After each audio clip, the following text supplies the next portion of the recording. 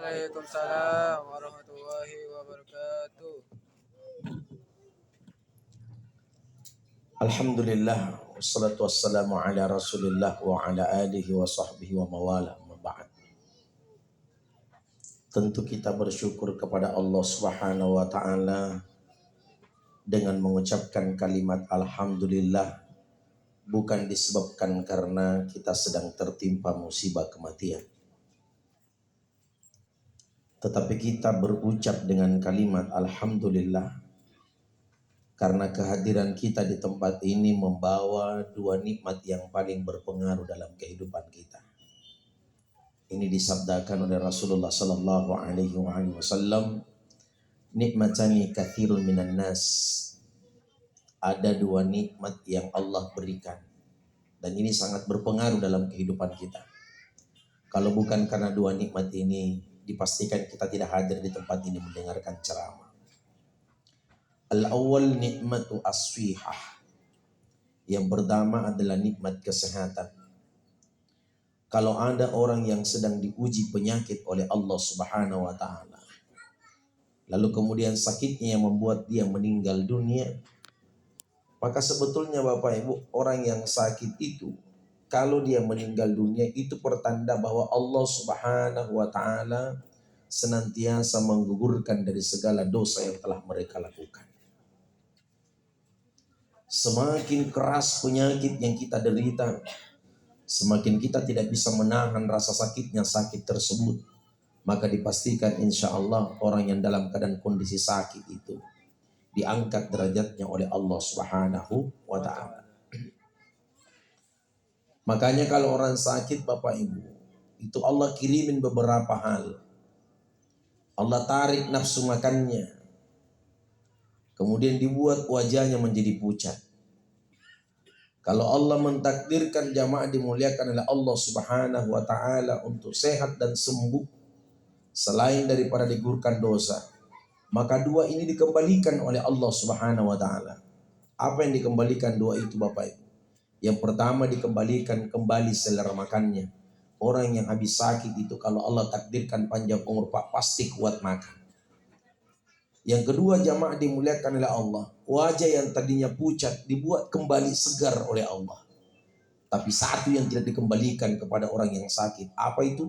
Dosa yang telah dia lakukan sepanjang dia sehat, semua digugurkan dan diampuni oleh Allah Subhanahu wa ta'ala. Maka itu sakit tidak boleh dibenci. Minimal kalau kita sakit, perbanyak beristighfar. Fungsi dari istighfar itu Bapak Ibu bukan hanya sekedar penggugur dosa, tapi dahsyatnya di balik istighfar itu mampu menyembuhkan segala penyakit-penyakit yang ada dalam diri kita.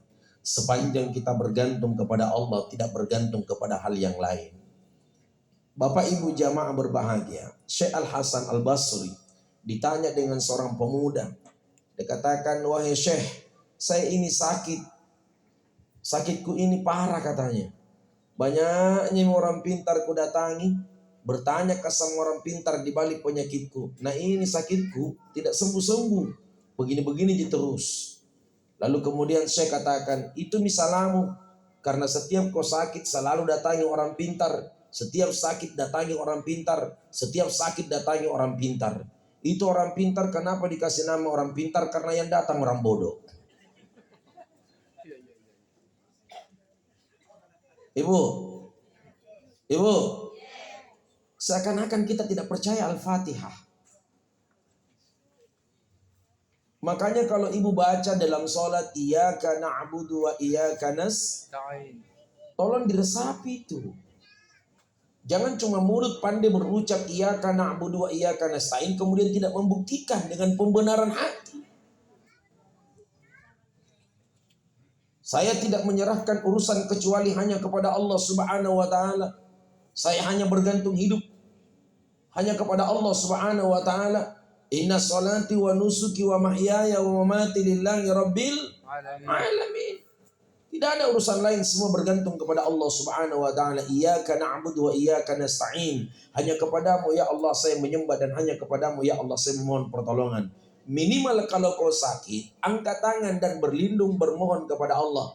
Makanya 1 kali 24 jam Bapak Ibu tidak boleh orang tidak berlindung kepada Allah. Mesti kita selalu berlindung kepada Allah. Karena kita sedang tidak tahu kondisi yang terjadi beberapa menit ke depan. Pentingnya selalu berlindung. Minimal selepas sholat baca doa perlindungan kepada Allah. A'udzu bikalimatillahi tammati min syarri ma khalaqa. Masuk kamar mandi baca doa. Allahumma inni a'udzubika minal khubuthi wal khaba'its. Kenapa disuruh kita berlindung masuk di kamar mandi? Karena banyak nih orang yang jatuh di kamar mandi tidak panjang umurnya. Itu di kamar mandi orang Bapak Ibu kalau mandi kasih tahu itu anak gadis tak kalau mandi kita jangan suka menyanyi di kamar mandi. Bagus tunjuk-tunjuk di situ.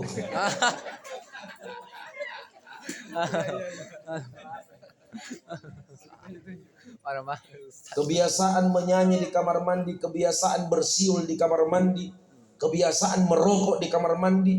Setiap buang air besar merokok. Minal khubuthi wal, kita tahu itu artinya khubuthi wal khaba'its. Kenapa dibaca itu? Khubuthi wal khaba'its. Karena di kamar mandi itu Bapak Ibu ada 2 jin pengganggu. Khubuthi wal khaba'its. Jinnya gemuk. Balas sih kita cowok mau. Siapa kau suruh duduk di pangkat? Minta maaf yang gemuk. Yang gemuk jangan tersinggung. Karena yang paling banyak masuk surga adalah orang gemuk. Kenapa bisa orang gemuk masuk surga Ustaz? Karena paling berat timbangannya. Alhamdulillah. Minal khubuthi wal khaba'its. Tidak boleh orang di kamar mandi berlama-lama. Tidak boleh menyanyi, tidak boleh merokok, tidak boleh menyiram air panas. Hampir semua orang yang jatuh di kamar mandi tidak pernah panjang umurnya. Bahayanya tuh kamar mandi itu kalau keluar kita dari kamar mandi tabe. Gufronak. Bermohonlah ampun kepada Allah gufronak. Atau minimal membaca alhamdulillahilladzi adhaba annil adha wa fa'ni. Bermohon kepada Allah Subhanahu wa ta'ala. Jadi sakit itu ibu tidak boleh dibenci. Kalau orang sakit dia angkat tangan dan berdoa kepada Allah Subhanahu wa ta'ala. Allahumma afini fi badani. Allahumma afini fi sam'i. Allahumma afini fi basari. La ilaha illa anta. Sebagaimana Nabi Ayub alaihissalam ujian penyakitnya berat.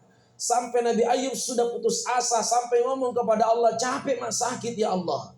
Anni masanni yadurru. Capek mah ini, banyak sekali sakitku ya Allah. Penuhi ulat seluruh badanku ya Allah. Berjatuhan di ulat di depanku ya Allah. Anni masanni yadurru. Wa anta arhamur rahimin. Tapi dibalik penyakit yang paling parah kau berikan kepada saya yakin ada peristiwa di balik penyakit itu.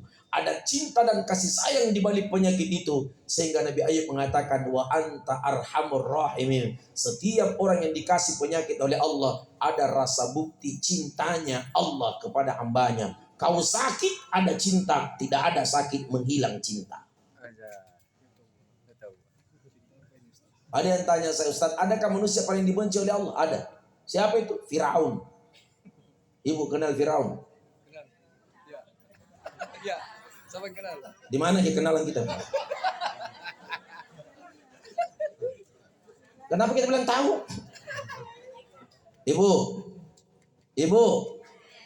Firaun mengaku dirinya adalah Tuhan. Jangan kita dulu mengaku Tuhan, mengaku Nabi sekarang ini bahaya.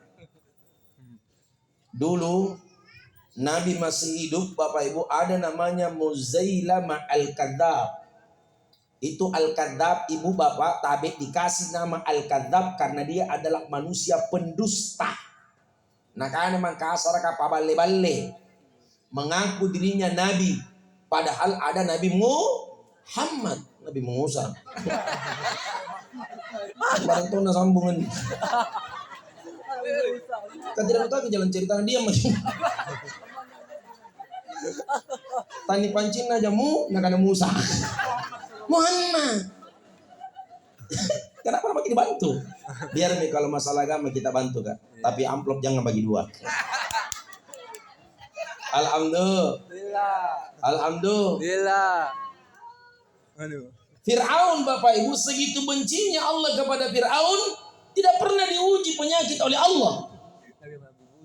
Jangan lagi bilang penyakit berat, flu. Fir'aun tidak pernah kena flu seumur hidupnya. Jadi kalau ada di sini jamaah tidak pernah kena flu, berarti keturunannya Fir'aun. Bapak Ibu. Yang kedua, ada orang sakit jamaah dimulakan oleh Allah mulai menghindari makanan.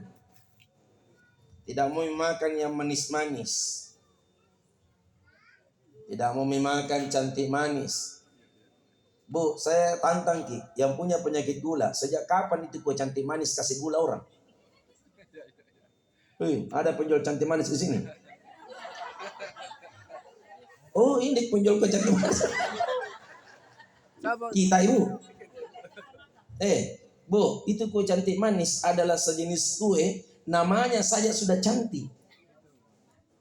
Dari sekian banyaknya nama-nama kue, semua ada asal usulnya itu.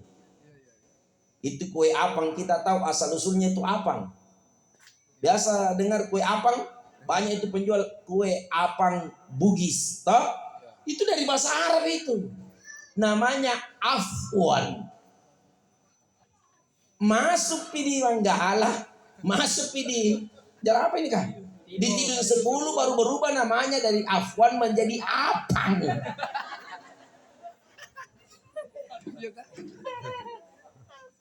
Ada dulu kue namanya katrisala deh. Ada tau? Itu sebetulnya bukan kue katrisala namanya itu. Nama Arabnya itu katiris solah. Katiris solah. Nanti masuk di Tidung 10 baru berubah jadi kayak dia penjualnya. Jadi tidak boleh dibenci. Ibu tabe, ini kue kalau tersedia begini, ini bukan pemicu penyakit ini. Saya kan penyakit mah Ustaz, tidak boleh makan begini, tidak boleh makan. Bukan pola makanmu yang salah, cara pola pikirmu yang terlalu berat. Itu yang kasih sakit karena terlalu banyak berpikir. Yang kedua, sembarang lu pikir. Lagi mana sangen nih? Bapak Ibu. Jadi bukan makanan yang kasih sakit, Ki. Itu kalau pergi Ki dengar ceramah takziah, dikasih Ki kue cantik manis, ditawarkan Ki kue cantik manis, makan maki. Selama kita makan itu kue berdoa Ki bismillahi wa ala barakatillah. Jangan Ki baca barik lana fima razaqtana. Itu mi kesalahpahaman tak selama ini karena setiap makan Ki kue selalu Ki baca Allahumma barik lana fima razaqtana. Itu bukan doa makan kue. Itu kalau orang makan kue bukan barik lana fima razaqtana. Tapi yang dibaca Allahumma ya Allah, Allahumma barik lana, bukan barik lana fima razaqtana wa ala barakatillah. Allahumma barik lana wa ala barakatillah. Masukkan kue cantik manis ke dalam mulutmu, kunyah 21 kali kunyah. Hitung ini. Masukkan ke dalam perutmu, satu cantik manis masuk ke dalam perut, namanya barakatillah. Jadi tidak jadi sakit pula itu di dalam. Selama satu cantik manis kita makan. Namanya barakatillah. Kalau 10 cantik manis kita makan, namanya innalillah. Makanya tidak ada orang yang sehat banyak Anjuran agama kalau mau sehat, agama apapun Bapak Ibu, mau Islam, mau di luar Islam, menganjurkan kepada kita kalau mau sehat banyakin kuah. Banyakin kuah.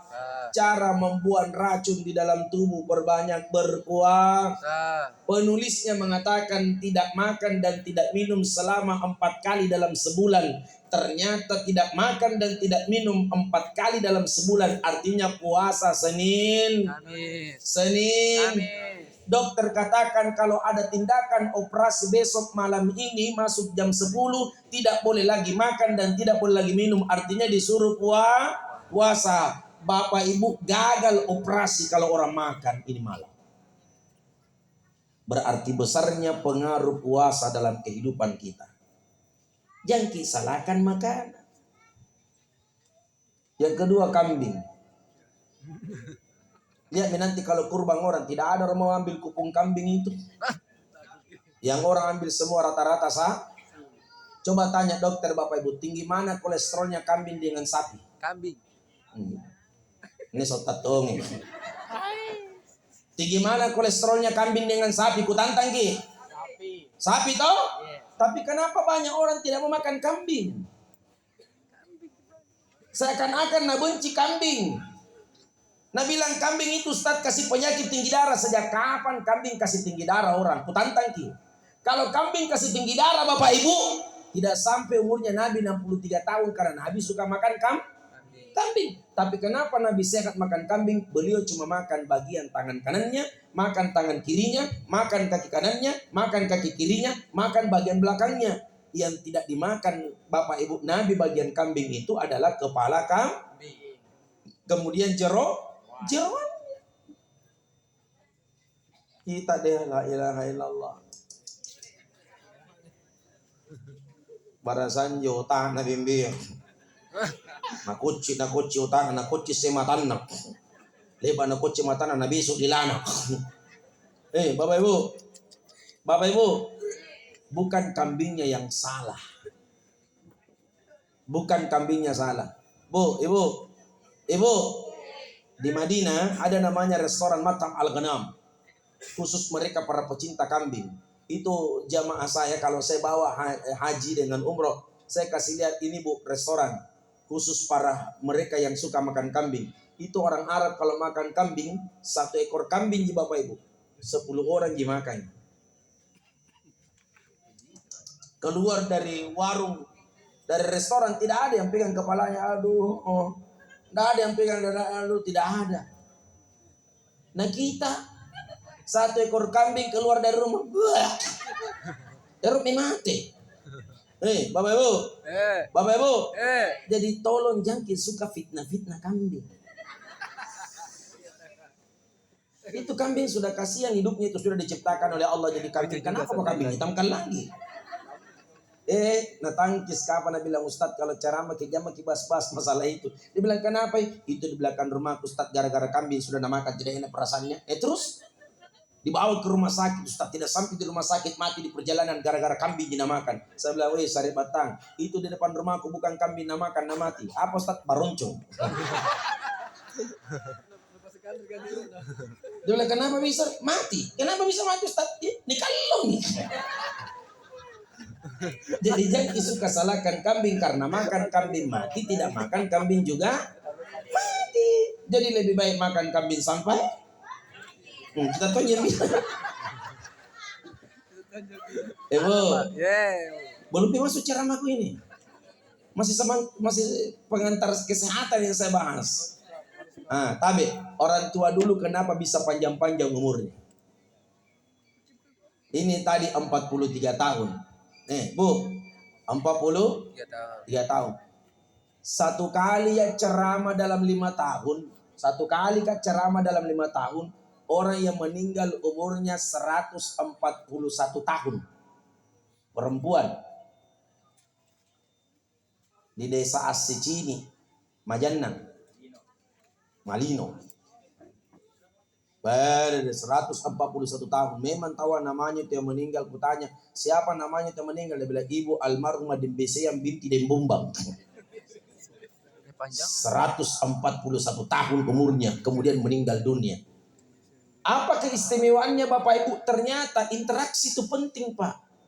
Itu kalau orang mau FYP, mau viral, selalu dikasih petunjuk. Banyak-banyak interaksi, interaksi kok. Bikin kok video tolo-tolo. Disuruh ke interaksi. Berinteraksi jamaah dimulai. Karena pengaruhnya memang.